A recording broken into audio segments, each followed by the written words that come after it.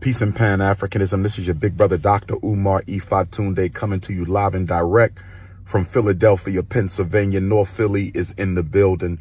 Shout out to my European Africans, London, Birmingham, Manchester. I love you. My Nat Turner Africans. We had a great time at Nat Turner Land on November the 11th. My Australia Africans, Melbourne, Queensland, Sydney. My Las Vegas Africans, y'all showed up and showed out at the West Las Vegas Library.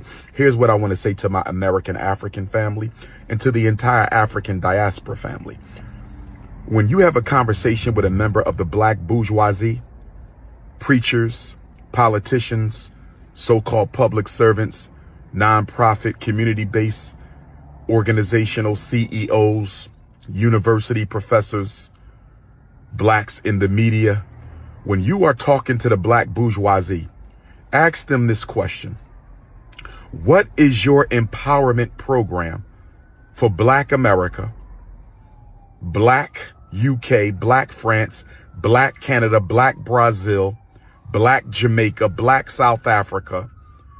What is your empowerment program for African people beyond voting and begging white people for resources and money? That's the biggest question you can ask a member of the black bourgeoisie. Besides voting, besides agitating the government, besides begging for rights and resources from the white power structure, what are you doing beyond white people, outside of the government? What are you doing to empower blacks? Any institutions, any systems? Are you building any schools, hospitals, supermarkets, banks? What are you doing for black people besides fighting white people? I say hatred is a disease. And so I'm asking you, Dr. Johnson, as a psychologist, is there any cure for them and the disease that they inherently have adopted? In psychology, there's a group of disabilities, disorders, diagnoses known as personality disorders. Mm-hmm. Personality disorders are distinguished from other mental conditions because they are egocentric. Egocentricity speaks to when a person has a problem that they benefit from, that they see as a positive problem, and therefore have no need to rid themselves of. For example, narcissistic personality disorder. That is the perfect example. These are people who have a grandiose assessment of themselves, who believe all others are beneath them, who believe they can't do nothing wrong and should constantly be praised at all times. That is a disorder that affects the people in their lives, but it doesn't affect them because they are proud to be it. And so the problem with personality disorders, like, sociopathic personality disorder, which I believe, many within the European race suffer from, they see it as a benefit because think about it. That's how they took over the world. That's how they maintain control of the world. That's how they dominate Africa's resources. That's how they keep black people in their place. So you have to ask yourself, why would they see this ruthless attitude as an illness when it has been responsible for how they've come to control the planet? That is true. That is so true. In fact, I often say that they are doing what they're supposed to do in order to maintain power. It is we that don't do what we are supposed to do in order to gain power within ourselves. Yeah, I think it is the same. It's the same system that the world powers use to actually gain weapons to intimidate other people.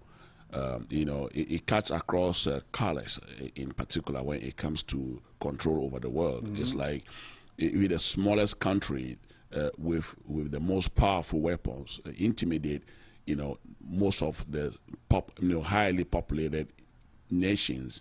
And then because they have weapons to intimidate them, psychological warfare to make sure that they control them and put fears in them in order to control their resources and control their mind.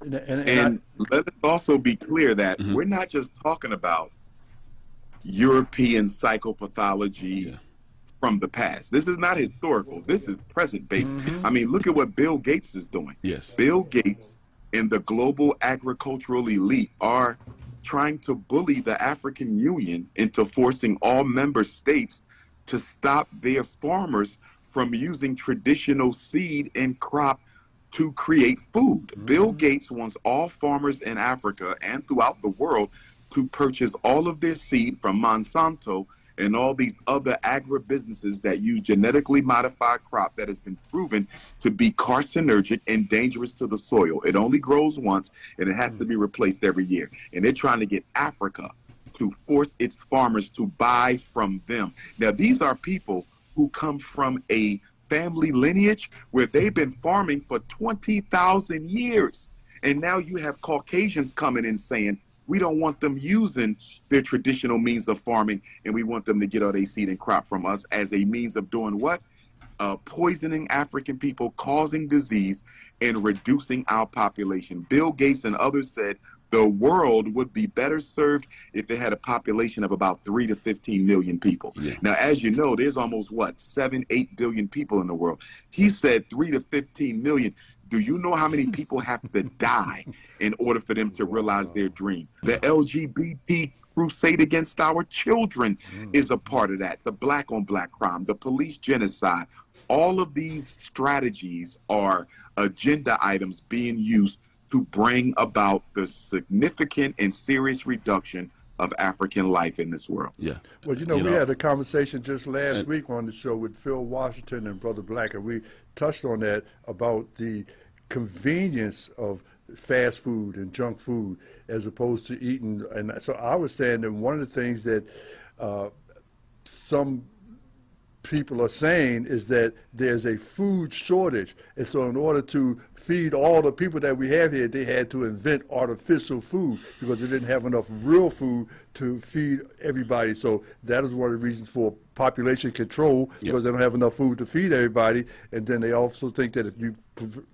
invent artificial food, then people could think that they're eating even though they're not eating healthy. Yeah, and Bill Gates is weaponizing his wealth. He doesn't have the gun, but he's weaponizing his wealth to control people to think that because he's rich, whatever he says, especially Africans who sometimes do not have their own minds. I'm sorry to say that, because Africans just follow things blindly. So he's weaponizing his wealth to control what he wants to control, to gain that kind of power over Africans. So what do you think about the food shortage, Doctor?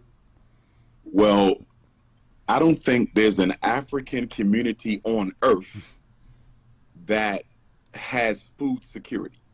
You may have a couple individual families that have food security, but I'm not aware of any nation in the world, any black country anywhere in the world that has food security. And one of the reasons they don't have food security is one of the things that the World Bank and the IMF does out of DC, the same thing that Britain and France and Belgium do, is when you take this loan money, and this is why, there has to be something done about the amount of, what do they call it, investment in aid that Africa receives, because that's the most misleading word ever used. It's not investment and it's not aid. I call it financial sabotage. That's what it is. Because what they do is they give you a bunch of money, and guess what? They basically erode the economic system of your country. So the money they gave you, you can't even benefit from it. They make you open up your economy for all these European countries, companies to come in there and compete with your indigenous markets and your indigenous businesses. And because the Europeans can produce and refine and sell cheaper the things that they sell, how can an African business, an African market compete with a white company coming in, selling the same thing? Sooner or later, they're going to outsell you because they can sell it cheaper, and they're going to bankrupt your market. And that's why you got so many African countries importing food that they used to grow 75 years. Why are you importing fish when you used to fish? Why are you importing tea when you can grow your own tea? Why are you importing chickens when you used to have your own poultry farm? It's because they came in and they sabotaged those markets by telling Africa, you have to participate in a free economy. You cannot exclude European companies from coming into Africa and selling against your own companies. Of course, that's a recipe for disaster. But because so many of our African heads of state are so lazy And they're also so greedy that they will take any free money, no matter what the costs are to the people. Wow. That is true. That is true. I agree with you 100%. It's happening in my country, Ghana, and most African countries like Nigeria, and it is so pathetic.